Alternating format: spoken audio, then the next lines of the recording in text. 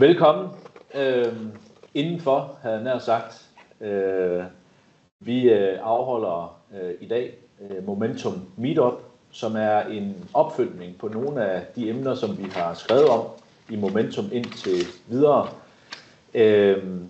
Vi har ikke noget manuskript.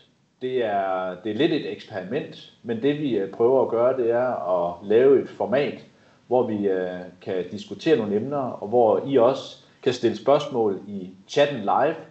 Så bliver det live on tape, det vil sige, at vi optager også den her chance og lægger den ind på vores Momentum-site, så man også kan se det efterfølgende.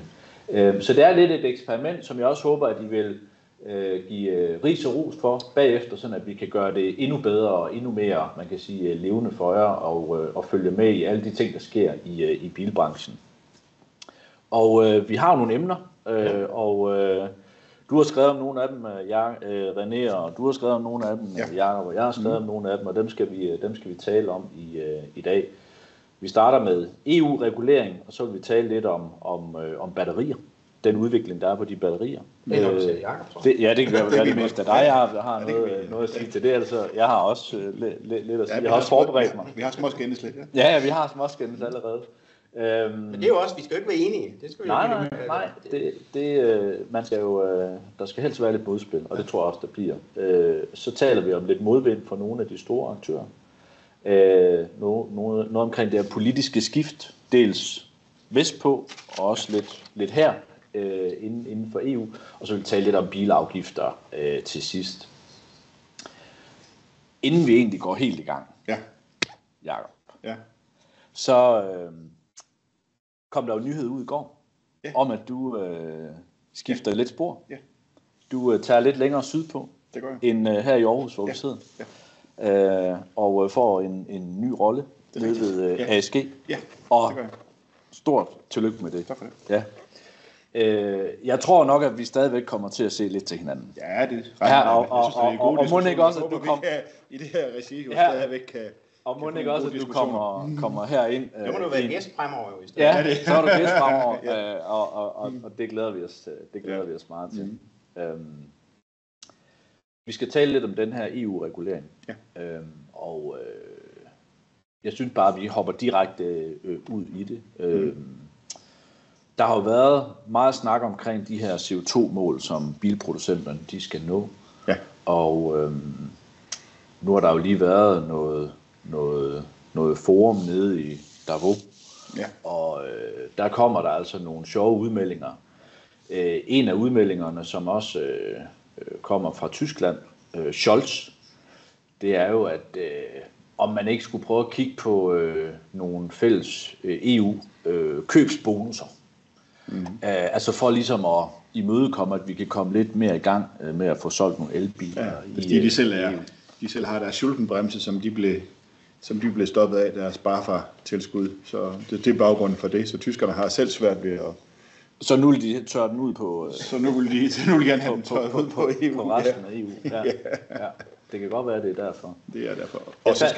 Og så skal det også understreges, at de har jo også en tysk bilindustri, som bakser med det der. Altså grundlæggende så er udfordringen med de her krav, at de bliver skærpet med 15% her i 2025, samtidig med, at væksten i salget af elbiler er forsvundet. Det er ikke fordi, der ikke bliver solgt elbiler, det gør der stadigvæk.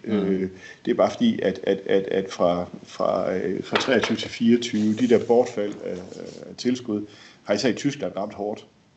Og simpelthen gjort, at Tyskland er gået baglæns, og det er et af de store markeder. Så samlet set i EU, så vækster elbiler ikke lige pt. Det kan komme igen.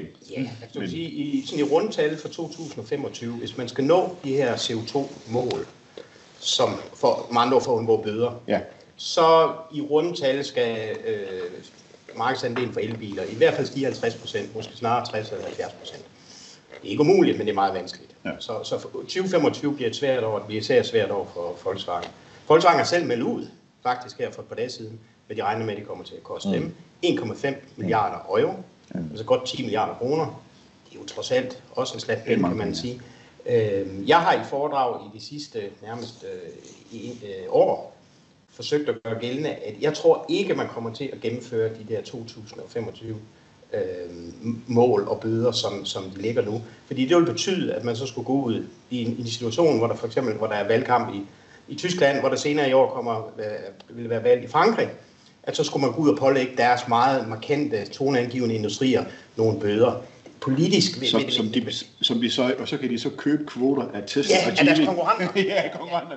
Ved du hvad, altså, den er næsten umulig at sælge politisk, så det har været oplagt, at der skulle findes en anden måde at gøre det der på. Det måske tegner til, vi ved det jo ikke endnu, men det der kunne være løsningen, det er, at i stedet for at kigge det på et enkelt kalenderår, så prøver man at strække det ud over, det kunne være 2 eller 3 år eller et eller andet. Holder 2035-målet fast. Det har man også været fra EU været ude og sige. Men laver, hvad kan man sige, en anden indfasning. Ja, kan man da sige, fordi en ting, det er 15% nu. Ja. Men hvis man kigger på den trappe, der er, så fra 29 til 30. Der går det ondt igen. Der går det ondt igen, ikke? Fordi der er det så yderligere, det er 5% nu, og så er det yderligere 55%, så det er yderligere 40%, der skal høvles af på det tidspunkt fra 29 til 30. Så vi kommer til, hvis ikke de justerer på et eller andet, så kommer vi til at have nøjagtigt den samme diskussion i slutningen af 29, starten af 30, hvor det bliver rigtig, rigtig svært, hvis man ikke er imod. Ja. Men altså igen kommer det jo lidt an på, hvor langt når de. Der er jo masser eller der er mange billigere elbiler på vej. De kommer nu. Så spørgsmålet er, hvor meget de kan komme. Ikke? Altså udfordringen for, nu nævnte du Folkevognen. Udfordringen for dem er, at de får den først i 26. De har den ikke i 25. Og det vil være dejligt for dem, hvis det bliver strukket ud over 3 år. Det vil passe rigtig godt. Ja, så kan de nå at skubbe... Men sandheden er jo også, at vi i Danmark jo har en registreringsafgift, der gør det, man kan sige, attraktivt for elbilerne. Altså vi har en høj registreringsafgift, og så har vi en lavere registreringsafgift på elbiler, der ligger over knækket, og ingen registreringsafgift under. Det vil sige, spændet imellem de fossile biler, og så, man kan sige, elbilerne i Danmark er bare større, og vi har mere at arbejde med.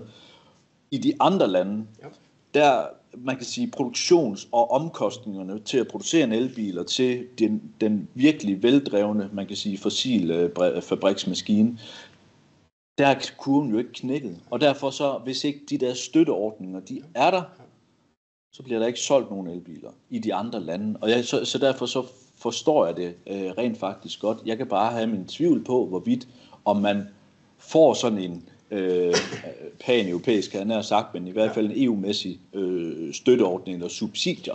Men rent, man kan sige politisk, så er det jo smart nok, fordi man siger, hvis man så går den vej og begynder at sige, det bliver vi nødt til at have, men man kunne også gøre noget andet. Det var netop at kigge på bøderne i stedet for, og så kan det være, at det er det ender med. Men jeg fandt faktisk et citat fra Scholz igennem alle de der, man kan sige, videoer og sådan noget, og det synes jeg er meget sjovt. Han siger, det vi har brug for, det er pragmatiske løsninger, ikke ideologiske.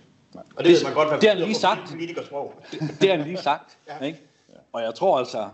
På politikersprog, der er det, han siger, det er, at vi skal finde en løsning, hvor Volkswagen ikke skal betale 1,5 milliarder euro i 2025. Ja, det han siger.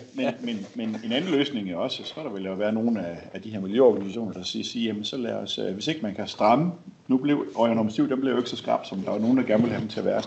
Jamen så kan man måske stoppe nogle afgifter på de fossile biler. For eksempel sige, at fossile biler over 20.000 euro, der er en lille registreringsafgift, ligesom der er i Danmark. Det er jo det, der gør det i Danmark. Det er registreringsafgiften på de fossile biler. Faktisk har det jo vist, hvis du tager den norske og danske model, som jo cirka er den samme, som er, vi undtager, jamen i hovedtræk, det jeg mener med det er, at vi undtager elbiler. Ikke på el. Det har vist sig at være det mest effektive. Absolut mest effektivt. Meget mere effektivt end sige, sådan kortløbende subsidie- og støtteordninger, som man har lavet i andre lande. Problemet er jo selvfølgelig bare, at det kan man ikke gøre i andre lande, medmindre man indfører afgift på fossile biler, og det kan jo måske politisk set være... En enkelt bemærkning til det der omkring med hensyn til støtteordninger, og det kommer jo af, som du nævnte der, at for nogle dage siden, da næstformanden, Beer, tror jeg hun hedder, i EU-kommissionen sagde i Davos, at man prøver at arbejde med sådan en fælles europæisk, altså en EU-pulje for sådan nogle støtteordninger. Uden i øvrigt med detaljer, så vi aner ikke om det er det 500 euro, er det 3.000 euro, vi aner det ikke. Og problemet er jo selvfølgelig for, at EU-kommissionen har jo ikke nogen ret i forhold til skat. Skat er det enkelte lands anliggende. Derfor kan man jo godt lave en eller anden pulje. Der er jo sådan en fælles pulje, der deler et eller andet fast beløb ud per elbil, eller hvad ved jeg. Nu er der nok ikke så mange, der ligesom også følger de der daglige nyheder fra EU, i hvert fald ikke med samme interesse, så jeg tror ikke, det er sådan ude i markedet endnu. Men hvis man forestiller sig, at det her det sådan kommer ud i markedet. EU er på vej med støtteordning til elbiler. Hvad tror I så, der kommer til at ske? Så venter man jo med at købe en bil, indtil der er støtte. Der kommer støtte i næste uge. Det betyder så, at man forsinker. Ikke nødvendigvis i Danmark, men i Europa, der forsinker man så det, man egentlig gerne vil opnå. Jeg synes ikke, det virker specielt gennemtænkt endnu, men hvem ved, vi må se, hvornår det kommer. Problemet er, at mange gange det går der lang tid. Der kan gå et halvt år nu, hvor vi så går og venter på, hvad kommer det? Og er det 500 €, så er det ligegyldigt. Det er derfor, 1000 €, så er det jo ikke ligegyldigt. Det er derfor, jeg tror, det mest... Det jeg tror på, det godt kan ende med, det er, at vi kommer til at kigge ind i, at de her EU-bøder, som der ligesom er lagt af de her grænser, at det måske bliver trukket ud, altså som du snakker om over nogle år, for eksempel, og det ikke bliver så hårdt på det enkelte år. Fordi jeg synes allerede nu, der vil producenterne godt kunne begynde at have nogle argumenter imod. Jamen når I begynder at sige det der, så sker der lige præcis det, du siger. Der er opbremsning, og det gør så, at vi ikke har solgt, og så skal vi til at have en bøde. Det kan ikke være rigtigt. Vi må lige trække elastikken ud. En simpel måde, pragmatisk for noget bruge Scholz's ord, det vil jo være, at man siger, jamen bøden i 25, den er ikke 95 € per bil, men den er det halve, eller den er noget mindre. Det kunne også beregne over flere år. Der er jo flere modeller. Så er den til gengæld, og så kommer den op igen i 26, så man lige skruet ned for bøden her i en fase, hvor den europæiske bilindustri er i en omstillingsfase, og er under pres fra både Kina og USA på begge sider. Så man kan sige, de her to ting, hvad betyder det så for den, han har sagt, danske bilbranche? Altså, hvad betyder det, at strømmen af elbiler mod Danmark? Altså man kan sige, at den danske forbruger profiterer faktisk af, at der er den her pres på elbilerne. Så elbilerne er jo rigtig, rigtig billige. De bliver solgt til nogle priser, hvor fabrikkerne de nærmest ikke tjener penge. Nå, man kan sige... Det er svært at have en dansk rabat, ligesom i de gamle dage med registreringsafgiften, hvor man kan sende billige biler til Danmark. Ja. Altså, men hvis der kommer subsidier, man kan sige fra europæisk side generelt ud, så er det jo ikke sikkert, at man vil forære bilerne væk længere. Og det vil faktisk betyde... Og det vil faktisk betyde, at vi måske kan få lidt højere priser, stabile priser her i Danmark. Så det er ikke nødvendigvis godt for den danske forbruger. Nej, det er enig. Altså det er det. Selv det, hvis man nu for eksempel lavede den der med at sige, at det var over en 3-årig periode, man beregnede, om man når målet eller ej. Selv det vil gøre, at presset begynder at tage en lille smule af. De vil stadigvæk gerne sælge rigtig gerne sælge elbiler, det er ikke det, jeg siger. Men presset for, at det virkelig skal ske nu, det tager en lille smule af. Så det kan godt være, at strømmen af tilbud måske bliver en lille smule mindre. Der vil stadigvæk være en strøm af elbiler mod Danmark. Det kan godt reducere sin egen strøm. Skodas direktør har jo det sted sagt, at elrokken er blevet prissat efter, ikke at de skal tjene penge på det, men at de skal undgå bøder, fordi det er der, de kan skabe noget volumen. Det er i det segment der.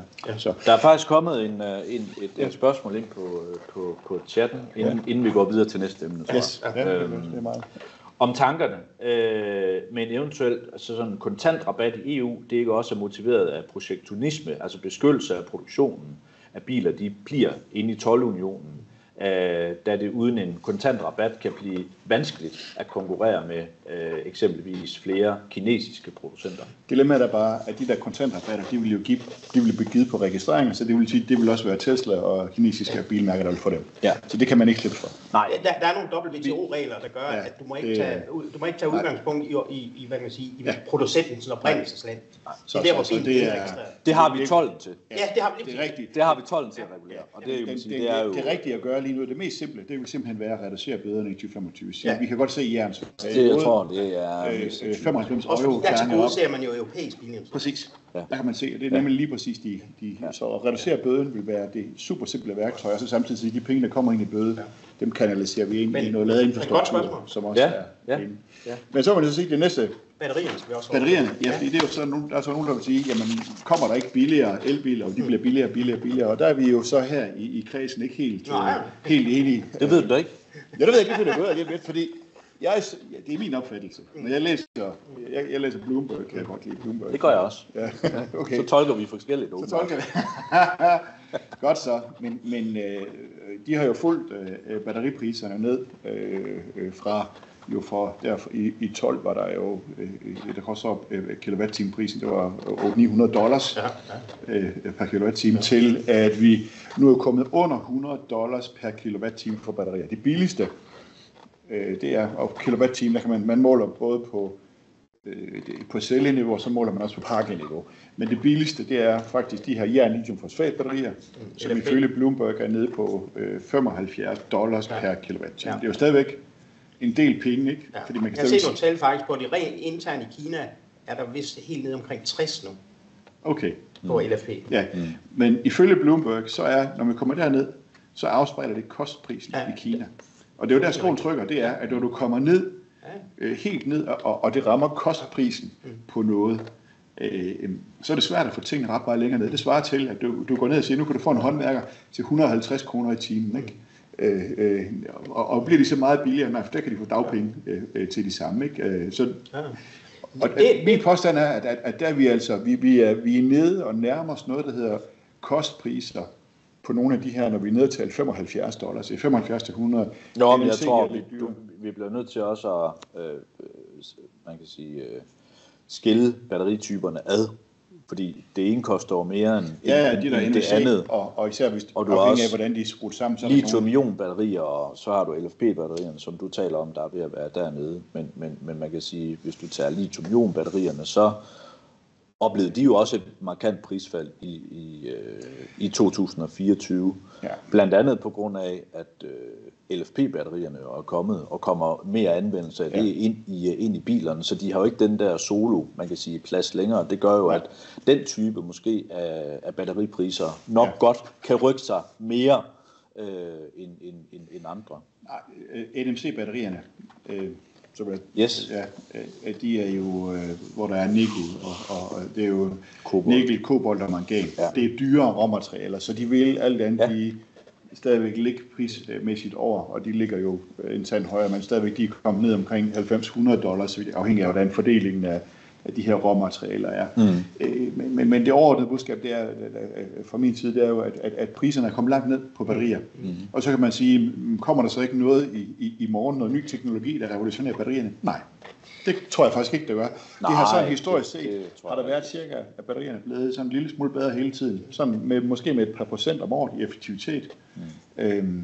Der kommer nogle natriumbatterier, altså saltbatterier i virkeligheden, men de har en lavere energitæthed, så det vil sige, at de er ikke specielt brugbare i biler.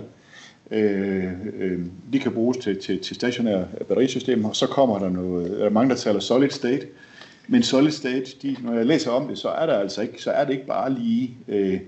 Så solid state er jo lige rundt om hjørnet. Problemet er bare, det har vi sagt i 8 år. Det har vi sagt i mange år, ja. Jeg har en overskrift liggende derhjemme, hvor der står, det er Toyota, der siger, at nu kommer solid state, og så står datoen nedenunder. Det er en gang i juni 2017. Ja. Og jeg har også holdt lidt med, jeg vil se det, før jeg tror det. Jeg kan selvfølgelig ikke være uenig i den argumentation der omkring kostpriser og hvilken indflydelse det har på elbiler. Men det er jeg så i hvert fald på kort til mellemlang sigt lidt alligevel, fordi det jeg tager udgangspunkt i, det er, at produktionskapaciteten i Kina er så voldsom. De kan dække nærmest hele verdensmarkedet. De kan faktisk producere det behov, der er i hele verden. Det er også det Northvolt, det gik slet ikke.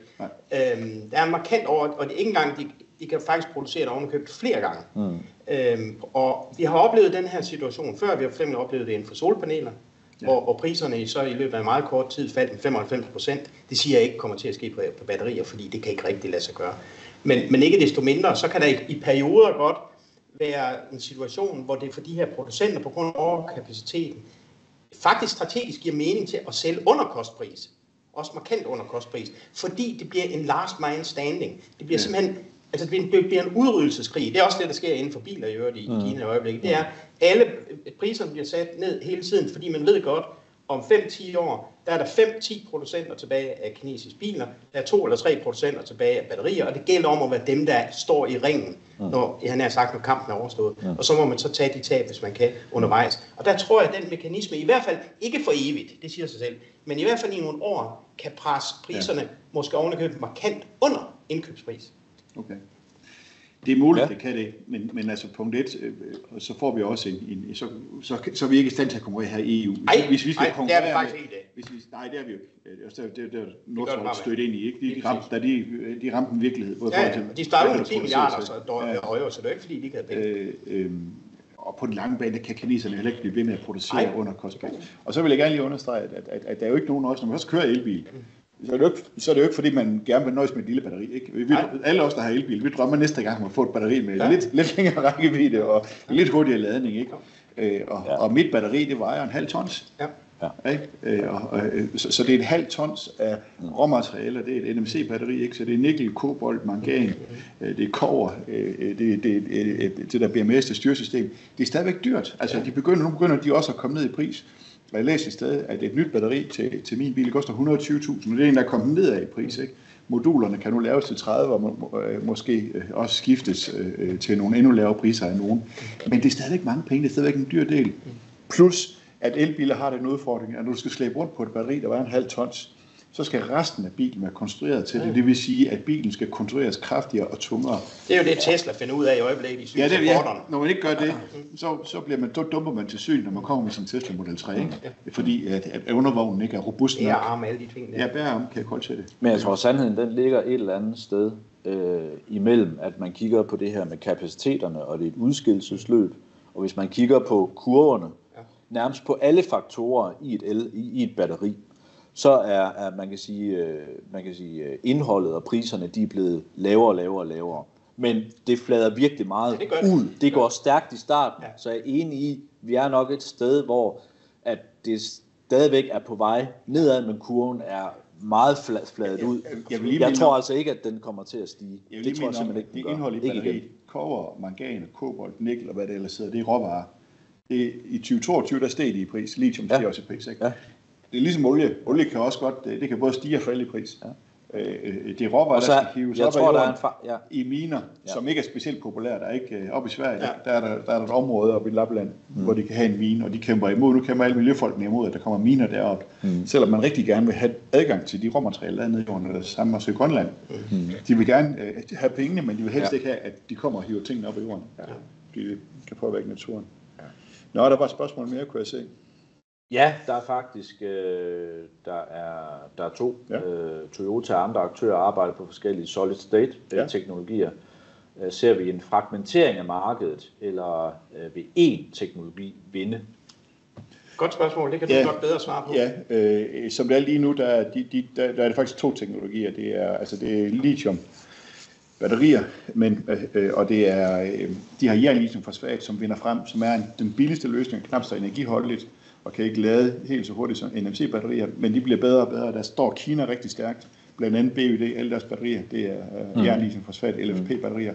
Så det er den ene teknologi, og den anden, det er de her NMC, hvis du skal have en lidt bedre ydelse, så har man et NMC-batterier, som er i mange andre elbiler.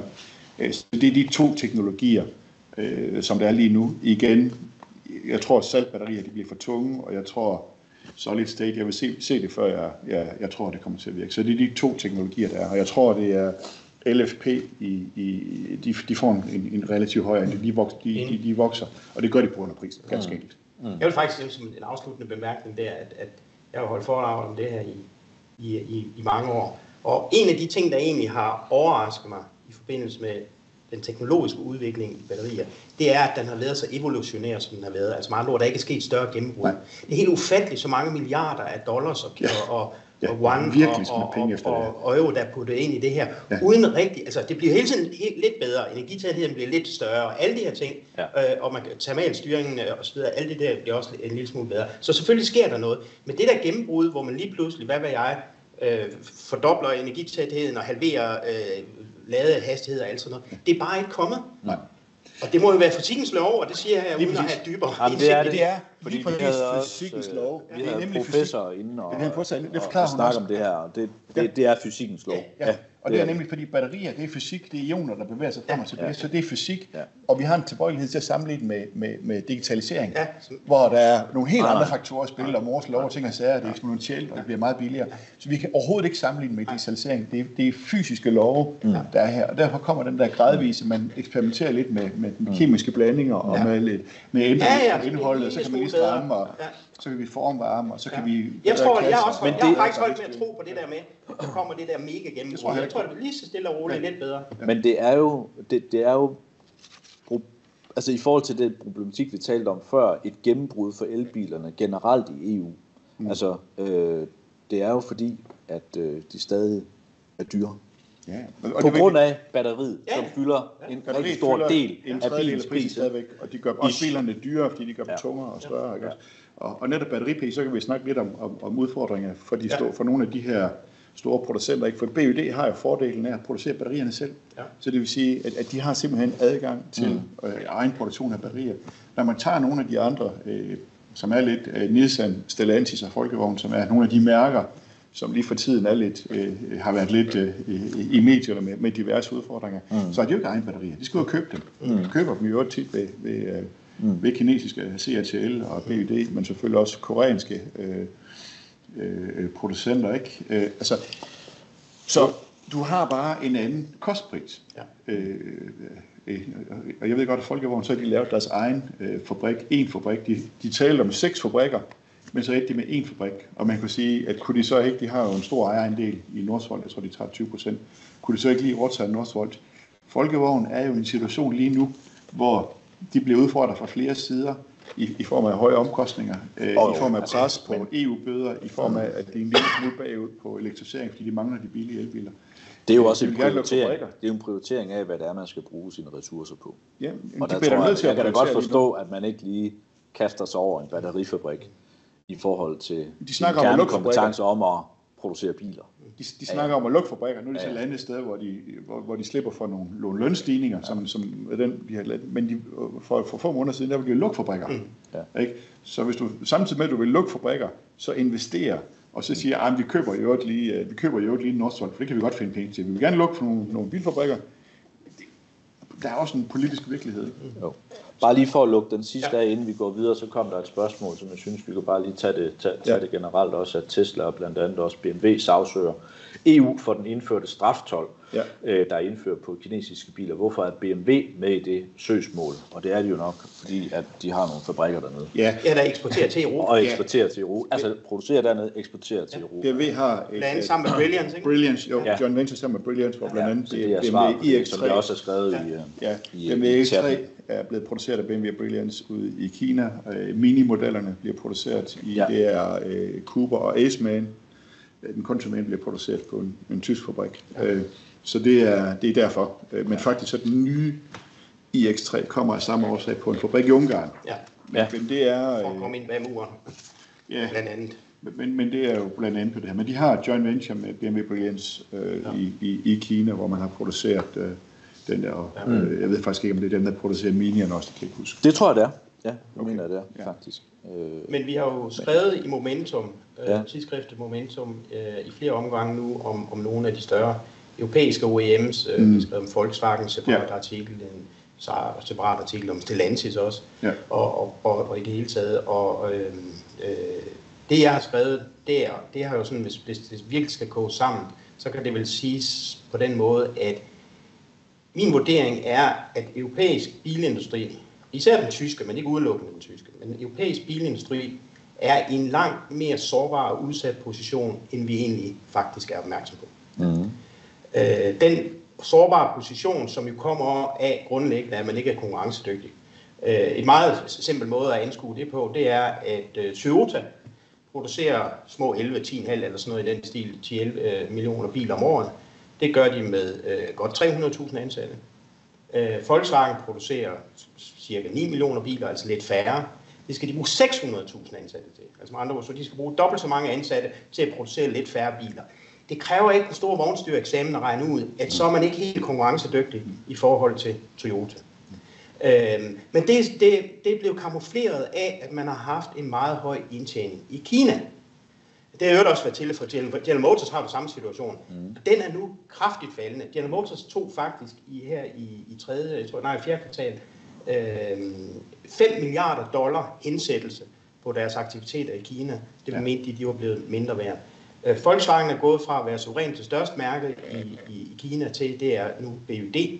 Helt overordnet set i Kina, der er for 5 år siden, der udgjorde udenlandske mærker 2/3 af markedet, kinesiske mærker 1/3. I dag er det lige præcis vendt. Så det er en voldsom situation, og der har jeg hørt situationen, at for 5 år siden, der eksporterede Kina nærmest ingen biler. Nu er de verdens største eksportør med 6 millioner. Det er gået ufattelig hurtigt.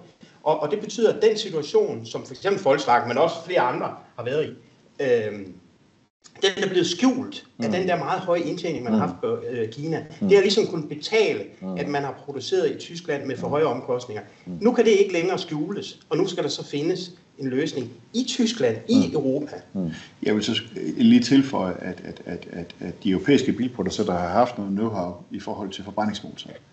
Været gode til at udvikle og producere forbrændingsmotorer, som jo også er værd. Den know-how bliver mindre og mindre vigtig. Ja, den falder i hver eneste dag. Den falder i hver eneste dag. Og så har europæiske mærker jo også, som for eksempel Volkswagen, har jo haft noget mærkeværdi, altså noget brand value, hvor det har været attraktivt. Hvis vi nu tager Kina, det har været attraktivt at købe en Volkswagen, det var bedste produkt, og det vidste man bare, det var gardiner, og alle de ting, de nu havde, hvor man må bare sige, når man kigger på de kinesiske biler i dag, så vil kineserne faktisk gerne have deres egne biler. Ganske enkelt, fordi de begynder at bygge gode biler nu. For 10 år siden var det jo... Fordi softwaremæssigt er mere avanceret. Ja. Mange gange til der er i forhold til konnektivitet og skærm og sådan noget, der har de tit mere med, ikke også? Så det er bare nogle af de konkurrencefordele, man har haft tidligere, de er forsvundet, og omkostninger, nu har man stadigvæk. Det er der skoen trykker, ikke? Men nu siger du, at den europæiske bilindustri er presset, ikke? Hvad med den japanske? Jamen, den er ikke i samme grad, og det skyldes jo, at man...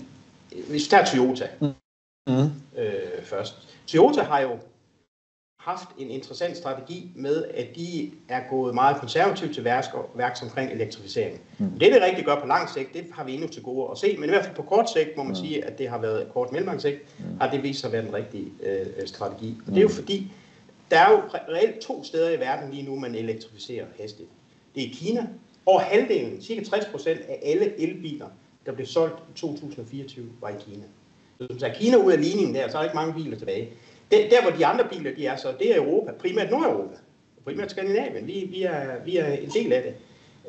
Det er gået i stå i USA, Sydamerika, det kan være enkelte asiatiske markeder, hvor der også sker en form for elektrificering. Men det foregår, jeg siger ikke, at den ikke finder sted, den foregår bare i et meget langsommere tempo. Og det vil sige, de investeringer, som Toyota har foretaget, har simpelthen givet et bedre afkast, end hvis de ligesom Volkswagen havde kastet milliarder og 18 milliarder ind. De står stærkt, når vi sælger hybridbiler. Og så står de meget stærkt i forhold til hybridbiler, som har vist sig at egentlig have en længere levetid, end tror jeg de fleste af jer selv har forestillet sig. Mange troede. Jeg har nu egentlig troet en lille smule på hybridbiler, lige der har jeg så vist at have ret. Det var altid meget skægt. Det skal jo ske en gang.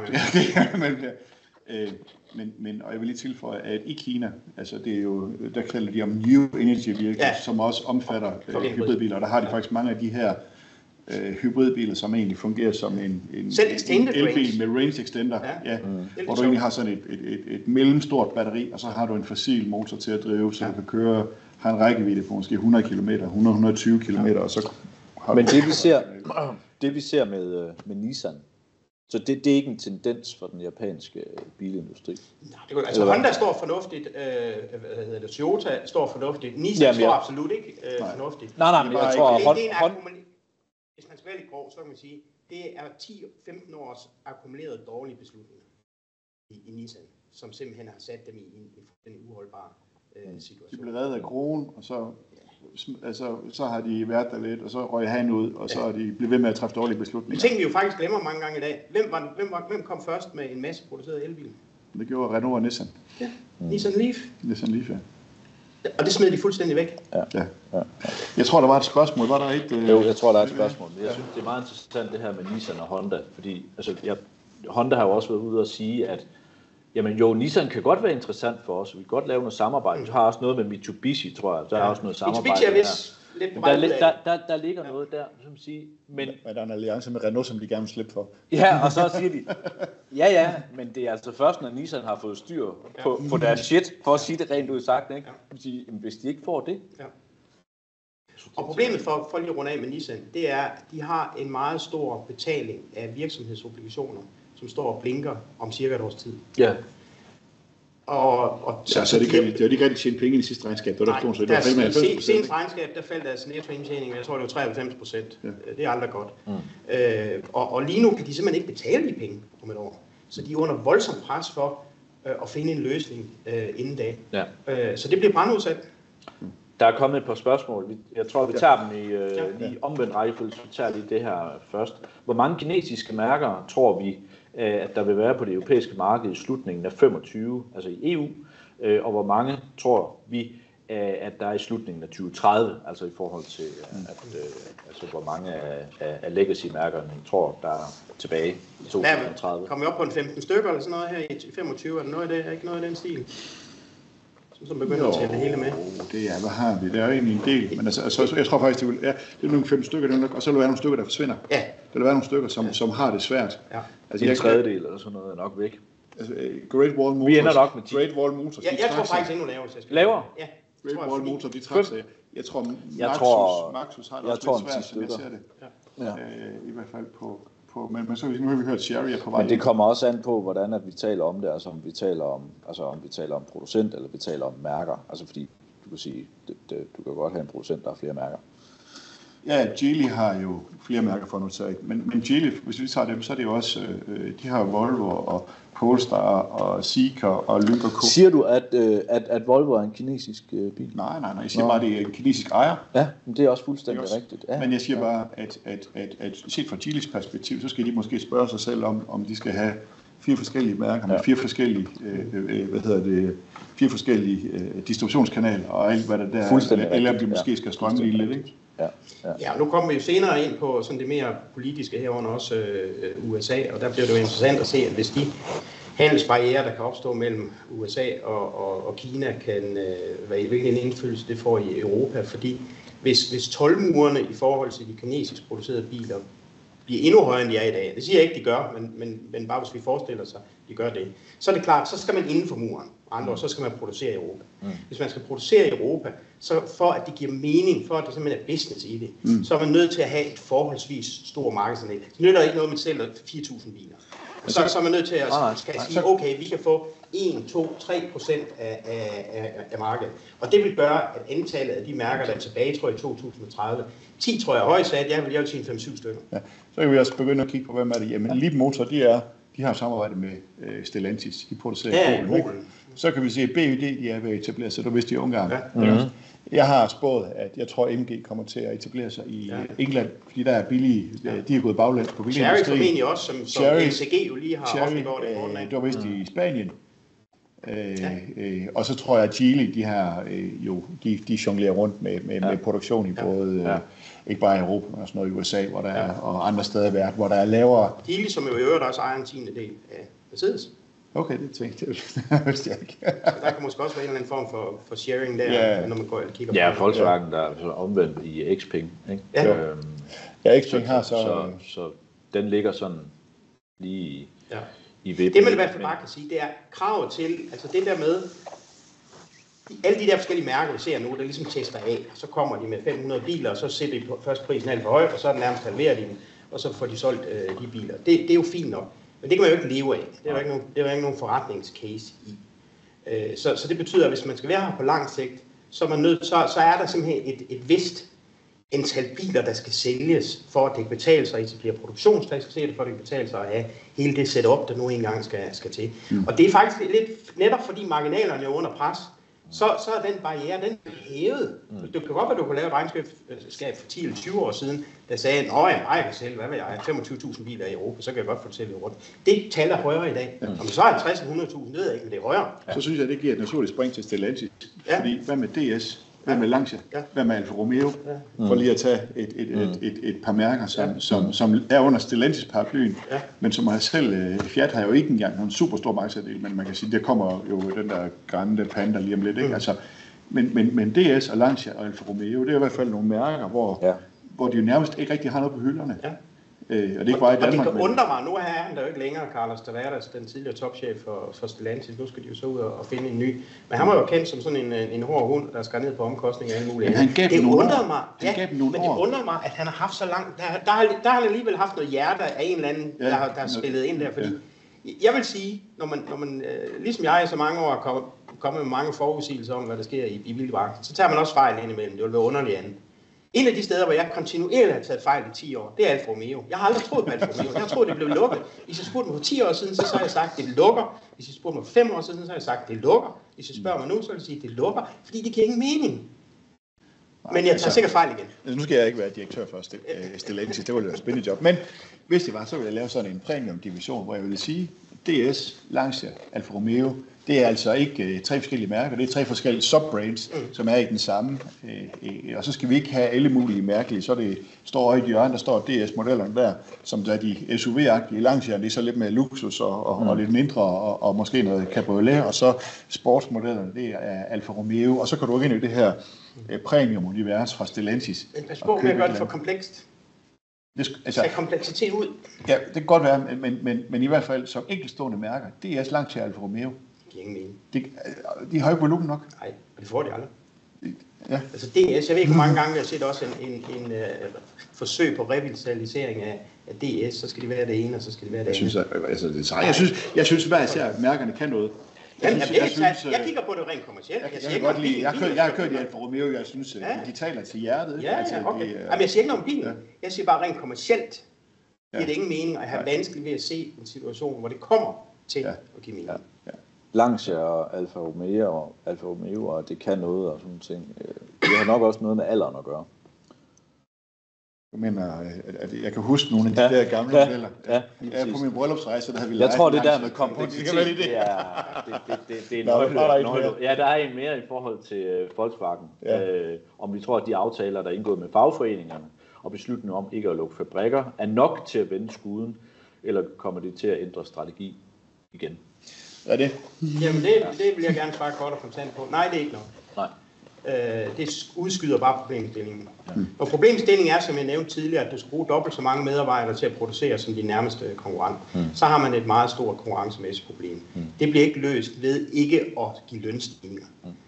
Det bliver løst ved, at man skal være væsentligt mere effektiv. De har selv været ude at sige det, og at sige, at det koster op til 50% mere at producere en bil i Tyskland, end i andre markeder i Europa. Det er ikke engang sådan i forhold til i Kina. Nej. Det er i forhold til i Ungarn, i forhold til andre steder. Det er ganske simpelthen ikke holdbart. Og så vil jeg sige en ting, jeg synes, der er interessant, både med Volkswagen, men i øvrigt også med de øvrige, især de europæiske producenter. Og også deres kollegaer i Stuttgart og i München, altså Mercedes og BMW. Det er, og det har egentlig, jeg har tænkt meget over det her, fordi det har egentlig sådan lidt undret mig, og jeg har egentlig først fundet ud af det sådan hen ad vejen. Det har vist sig, at det her skift mod elbiler, at den brandværdi, du var selv rigtig inde på det tidligere, den brandværdi, som en BMW, en Mercedes, en Volkswagen, en Audi osv. jo uomtvisteligt har haft på biler med forbrændingsmotor, den kan ikke, i hvert fald ikke i samme grad, overføres til elbiler. Det virker som om, at vi som slutbrugere simpelthen betragter elbiler som noget nyt, noget andet. Helt sikkert. Og er åbne over for. Og det vil sige, man kan ikke slæbe det der med. Og det er jo også derfor, vi ser, at Mercedes er et meget godt eksempel på det. De restværdier på nogle af Mercedes elbiler, man tænker, what? Det har man aldrig set på Mercedes med forbrændingsmotor. Det er simpelthen fordi, man har ikke kunne tage den brandværdi med. Mærkeloyaliteten er væk. Ja, både mærkeloyaliteten, men også brandværdien. Den er mindre. Den er mindre, men jeg tror stadigvæk, man bliver nødt til at skille det op, fordi jeg tror, at der er en tendens til, at mærkeloyaliteten den er mindre. Ja, generelt. Generelt, når du skifter drivlinje fra noget fossil til el. Men jeg tror stadigvæk, at de fleste europæiske forbrugere, de vil nok stadigvæk gerne have en europæisk bil. Det tror jeg. Ja, og her vil jeg godt lide... Det tror jeg faktisk er en vigtig pointe, at det tror jeg ikke er sådan en, altså det tror jeg er en vedvarende, man kan sige, tendens. Og her vil jeg godt lige tilføje. Og måske lidt støt stigende. Ja, og her vil jeg godt lige tilføje, nu kører jeg selvfølgelig også selv i folkevogn. I kan jo se, hvor mange der også kører rundt med de der klistermærker bag på deres Tesla'er nu. Ja, men så må ikke, den er lidt stigende. Folk er til fælles for penge. Altså, så tingene er billige. Specielt i Danmark. Ja, der er mange der. Men folkevognsgruppen har bare en bred palette af produkter, som i øvrigt er velfungerende og gode produkter, og de ligger stadigvæk for gode anmeldelser og ligger lidt i den dyre ende i forhold til mange andre. Hvor for eksempel Ford simpelthen har strømlignet, de nærmest slanket sig ihjel i Europa, ikke? Altså, de har nærmest ingenting tilbage, ikke? Nej, det de har, det er nærmest en halv Volkswagen. Det er Exploreren og Cabrien der, ikke? Altså, og så noget mark, og så kommer... Altså, så jeg synes stadigvæk, at på produktsiden, der har Folkevogn et ret velfungerende, stort forhandlernetværk, så de har stadigvæk noget volumen og noget tyngde at byde ind med. Og så anerkender jeg fuldt ud, at de kommer til at skulle kigge på omkostninger. Det kommer også til at være en kontinuerlig proces. i de kommende år, ikke? Samtidig med, at de skal lære op på billige elbiler. Ikke? Altså det er jo faktisk, det skrev jeg også om i den artikel jeg kigger jo mange gange på aktiekurser og så videre for at se, fordi det er en uafhængig ekstern vurdering af, hvordan ser det ud lige nu. Det betyder ikke, at aktiemarkedet altid er ret, men det betyder, at det er den vurdering, der er lige nu. Hvis man kigger på Volkswagen, som godt nok er steget 15% faktisk her den seneste måneds tid, fra 82 til 697, så er værdien af Volkswagen-aktierne svarer nogenlunde til deres aktiepost i Porsche. Og uden at gå ind i detaljer, for det er sådan lidt meget kompliceret ejerstruktur. Men hvis man skal trække det lidt hårdt op, og det er trukket hårdt op, så selve Volkswagen, altså produktionen af bil, hvis man tager Porsche-aktieposten ud, så er resten af Volkswagen prisfastsat til 0. Ja. Det er jo vanvittigt. 600.000 ansatte, 9 millioner biler. Ja, og de har også, og Northvolt har også taget, det er også kostet, det bliver en dyr omgang. Skal vi ikke, hvad er det næste punkt? Videre politiske skift. Ja, og det var jeg næsten ved at sige, at... Donald Trump? Ja, selvfølgelig, men også i forhold til det her med, hvor loyaliteten er, at nogle af de offentlige udbud, der nu kommer, der afskriver man sig, altså i forhold til biler, at det må ikke være kinesiske biler. Skriver de det? Ja, det er der nogen, der begynder på. Det kommer man så til nok at kigge ind i, om man overhovedet kan og må det, og alle de der ting, men stadigvæk er der jo en eller anden, man kan sige... Der kan være noget med data og så videre, tror jeg, man kan bruge måske. Lige præcis. Ja. Men det er jo... Der sker noget med de der politiske, man kan sige, situationer rundt omkring,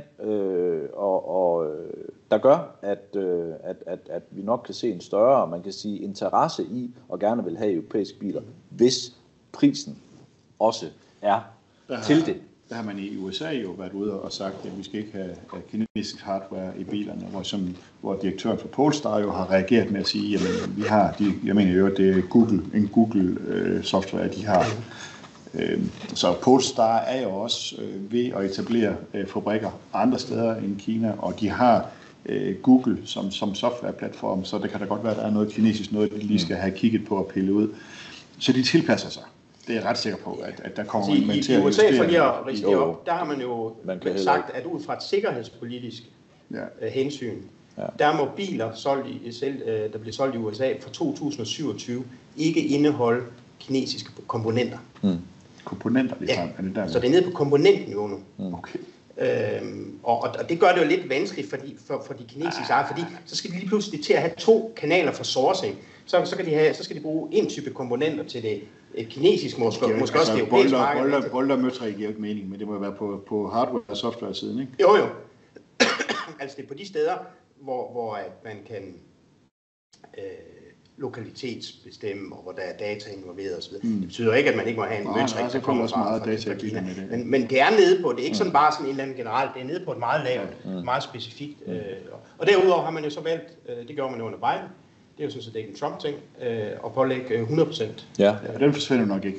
Den forsvinder nok ikke. Og faktisk så, når man lytter til de der amerikanske, lytter meget til, også nogle til de der Automotive News podcast, så taler de meget lige nu om den der trussel, som Donald Trump har mod Canada og Mexico i form af 25% told, hvis ikke de gør, som han siger. Og der er jo flere, for eksempel, der har fabrikker i Mexico især, men også i Canada, hvor man simpelthen siger, at det vil jo ramme industrien, det vil simpelthen presse priserne op. Faktisk, og nu er det ikke for igen at slå på Volkswagen, 65% af Volkswagen salg i USA bliver produceret i Mexico. Ja, det er ikke de eneste, der har dernede. Der er mange, der har. General Motors har også. Og i øvrigt BYD. Ja. Så man kan sige, hvor lander det hen? Og der skal man altså huske på, at når vi tager Donald Trump, så er der hans retorik, som er ubehagelig, træls, altså hvor man tænker, hvordan kan han få sig selv til at sige det? Og så er der den faktiske adfærd, ikke? Hvor han har, nu hans nye finansminister, Wall Street-fyr, røg igennem flyvende uden ting overhovedet, med stor opbakning også fra de demokraterne, ikke? Og er jo sandsynligvis en, der kommer med ind, og hvad ender 25% så med? Det ender med, der måske kommer 5%, maks 10, ikke? Ja. Fordi man lige skal vælge noget, ikke? Jeg blev faktisk for nylig til, jeg tror det var på et orientering, interviewet om det der med de amerikanske biler. Fordi reelt har det ikke en stor betydning for det europæiske bilmarked. Altså der bliver ikke eksporteret ret mange biler på USA til. Der bliver selvfølgelig eksporteret nogen den anden vej, men selv det er det egentlig ikke så voldsomt i dag. Nej, betydningen den er mere i forhold til Kina. Altså man kan sige, hvis der nu opstår en decideret handelskrig i endnu højere grad end i dag, mellem USA og Kina, hvor placerer Europa sig så henne? Ja. Vi vil gerne være sådan lidt i midten, handle med alle, men nu har vi en sikkerhedspolitisk situation, hvor Trump også er ude og sige med NATO, og 5% skal man nu bruge på forsvaret og alt muligt andet. I den meget usikre situation, tør vi der i Europa ikke, altså tør vi der at placere os i midten, eller bliver vi nødt til at vælge side, og hvis vi vælger side, så er det jo ret åbenlyst, hvilken side vi vælger. Det vil så være i forhold til USA. Det vil sige, så vil der også komme toldmure op af en eller anden art mellem Europa og Kina. Ja. Så jeg tror, det er den der afledede effekt fra den amerikanske politik. Jeg tror, EU vil gå langt for at blive ved med at være i midten. Det tror jeg, du har. Jeg tror, en mere naturlig tilgang vil være at sige, at man lukker England, Storbritannien lidt ind i varmen igen, og så får en bedre handelsaftale med der, så man knytter Storbritannien tættere på. Jeg tror, de vil være modne til at få en fornuftig handelsaftale, ikke? Og så vil man stå lidt stærkere. Så ligesom Mette, der var rundt og fløj rundt til Frankrig og Tyskland for lige at få lidt opbakning omkring Grønland, ikke? Så jeg tror, det er mere sådan nogle ting, vi skal se. Men der, hvor der jo kan opstå en situation i forhold til det europæiske, i de kinesiske mærker i Europa, det er, at hvis det sådan rent sikkerhedspolitisk og geopolitisk eskalerer, så vil jeg håbe, det ikke gør, så kan enten meget høje toldmure, eller decideret, i hvert fald i en periode, forbud mod import, jo godt komme på tale. Det kunne også være, hvis der sker noget i forhold mellem Kina og Taiwan. Og så er der jo en underlig situation, fordi så låser det jo for de kinesiske bilmærker i Europa, i hvert fald i en periode. Okay. Om det så betyder, at det bliver udraderet, jeg ved det. Og det betyder så, for at gå tilbage til vores, et af de første punkter, vi snakkede om, så når vi ikke vores CO2-mål i EU. Fordi vi er afhængige af biler udefra, og råmaterialer og sådan ting. Så det kører i ring, det her. Fordi det vil vi se over. Hvis man er lidt polemisk, så kan man jo sige, EU, der er ikke noget problem i at nå 100% i 2035 i EU. Nej. Det er ikke noget problem. Nej. Vi kan bare lade kineserne gøre det. Ja. Vi kan bare åbne... Men det her indebærer jo så bare nogle andre problemstillinger, som vi fornuftigt nok så ikke ønsker skal ske. Ja. Men reelt kan det godt lade sig gøre. Kina har produktionskapaciteten. De kan godt komme med alle de elbiler, vi skal bruge. Men det ønsker vi jo ikke. Nej. Vi skal lige runde af med bilafgifterne. Ja. Vi har lige 5 minutter tilbage. Yes. Og der kigger vi ind i et spændende år. Det gør vi. Så at sige, fordi vi har det politiske pitstop i Danmark. Og det er forlydenderne sådan set, at de er allerede begyndt at varme op til det. De er i gang. De er i gang. Der er nedsat en arbejdsgruppe. Der er også varslet indkaldelse til forhandlinger. Ja. Det er blevet udskudt en lille smule på grund af vores rigsfællesskab i forhold til Grønland. Ja. Der har vi i hvert fald hørt det seneste, at stort set alt er gået stå over på Christiansborg. Der er meget fokus på Grønland. Der er meget fokus på Grønland, og det er også fair nok. Det fylder selvfølgelig rigtig meget. Men man kan sige, der kommer forhandlinger, og det eneste, der kan bremse det vil være, hvis der bliver udskrevet valg. Og der er vi nok på en sandsynlighedsprocent under 10% på, at der vil blive udskrevet valg i år. Ikke? Du skal også lige have lidt tilløb, altså i forhold til at nå at lave noget kampagne, ikke? Ja, det er godt.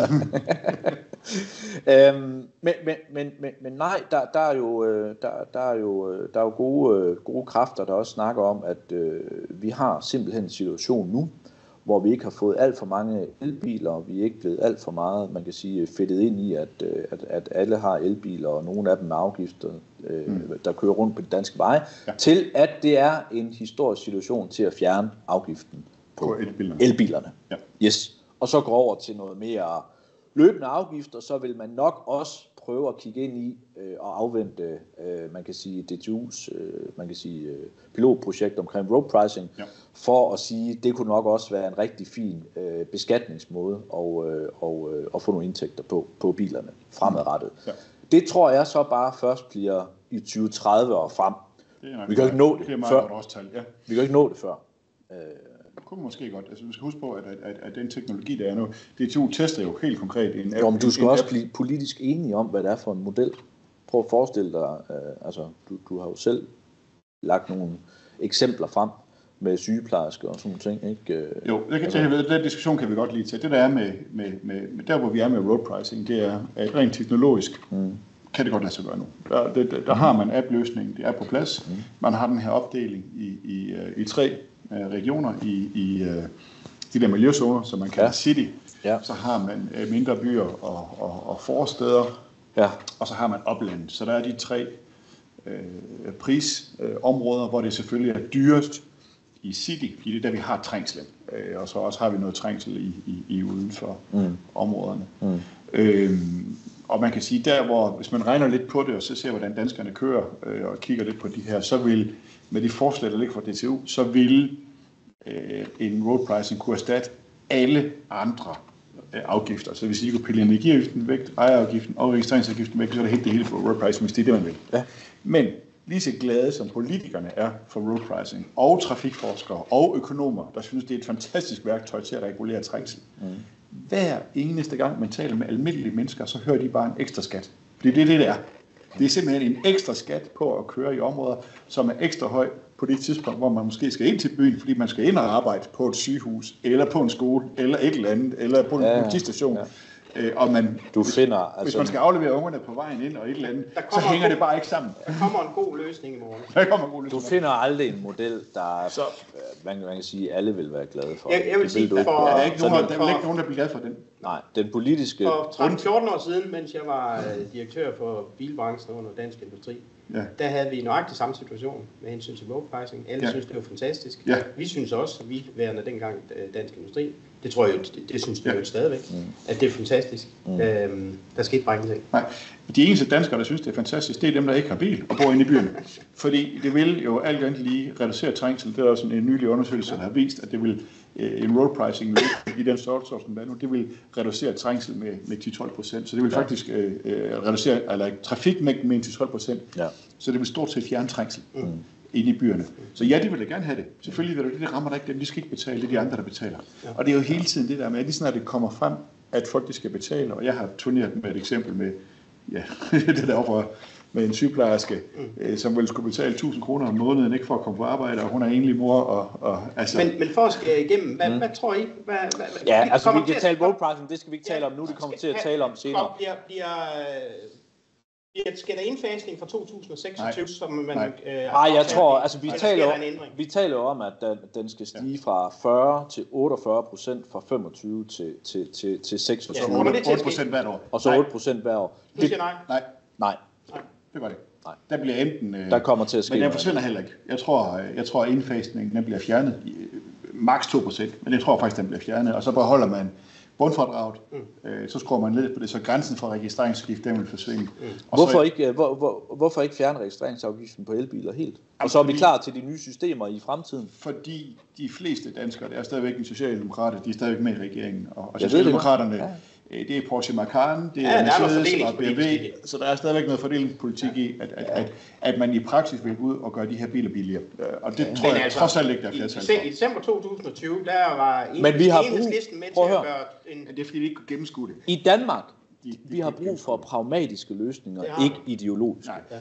Jeg er overbevist om, at der kommer i løbet af i 2025, der kommer, man begrænser det der, låser det fast på 40% eller et eller andet, måske en minimal stigning. Og så, måske en lille sænkning? Tror jeg ikke på. Nej. Og så tror jeg til gengæld på, at man finder noget på ejerafgiften, det vil sige med vægt som den ene ting, og det andet ting, det er jo energiforbrug for elbiler. Ja. Det er de to elementer. Det er faktisk en god point. Det er en god point. Det er simpelt. Ja. Det er simpelt. Og det er jo forskelligt. Data findes, og man kan relativt nemt finde nogle penge og stands der. Så det vil være der kan man jo sige, meget... der er mere, altså hvis vi tager et elmix, og det ikke er 100% grønt, så er der jo mere og mindre, man kan sige miljøbelastende elbiler. Ja, det er så det sidste. Fordi de har et forskelligt forbrug, ikke? Og det er jo det sidste element, der er i spil, det er faktisk netop refusion på dem.